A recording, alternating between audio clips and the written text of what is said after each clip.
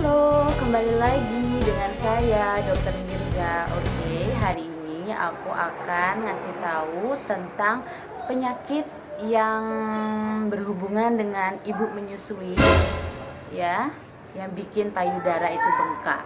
Nah, oke, aku akan mengasih tahu apa sih sebenarnya itu penyakit apa, apakah itu berbahaya atau enggak.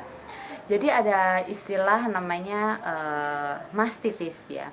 Mastitis itu adalah adanya infeksi pada payudara ibu menyusui yang mungkin berasal dari bakteri itu karena adanya bakteri itu masuk ke dalam saluran payudara ibu itu sendiri. Jadi ketika bayi menyusui ada celah misalkan iritasi atau gigitan bayi, dan ketika itu dia infeksinya masuk. Nah, gitu. Terus gejalanya apa aja? Biasanya dia demam, ya. Kemudian dia juga merasakan nyeri pada payudara dan juga payudaranya agak bengkak gitu. Jadi biasanya hal ini umum terjadi pada ibu menyusui gitu.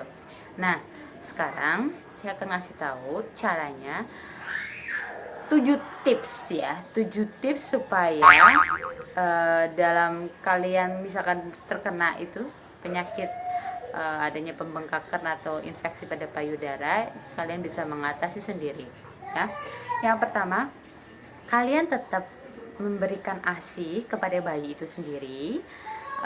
Misalkan kalian tetap memberikan ASI secara gantian ya, kanan kiri, dan jangan sampai kalian mengganti susunya dengan ASI formula karena itu akan memperparah dari gejala itu.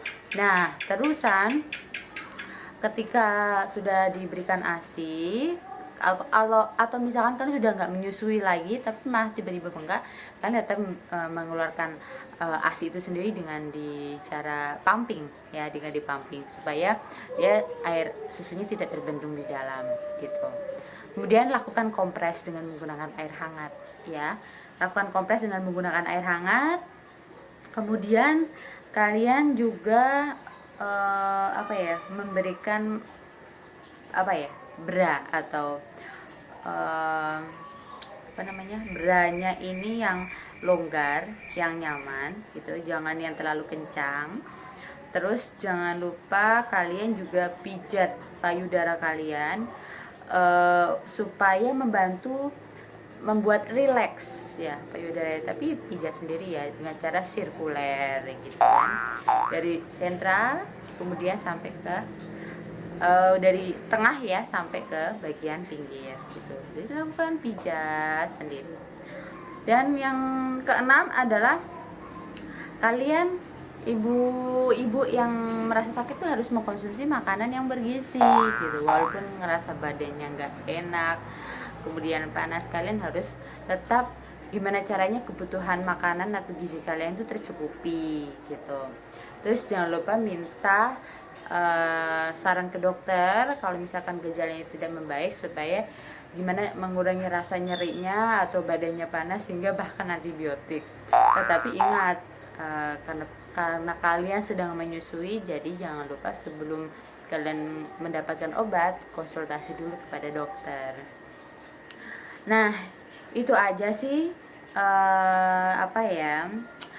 7 tips yang kalian ibu-ibu harus lakukan supaya kalian tidak perlu panik lagi kalau misalkan hal ini terjadi pada kalian. Tetapi jika hal ini kalian sepelekan, hal ini akan berakibat yang lebih buruk lagi. Contohnya sampai menimbulkan kayak ada nanah, sehingga perlu ada tindakan dari dokter untuk mengeluarkan nanah, atau bahkan bisa menyebabkan inflamasi kronis yang menyebabkan adanya kanker ya, kanker langka, namanya inflamasi karsinoma.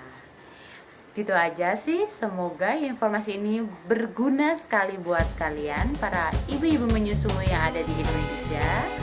Terima kasih. See ya.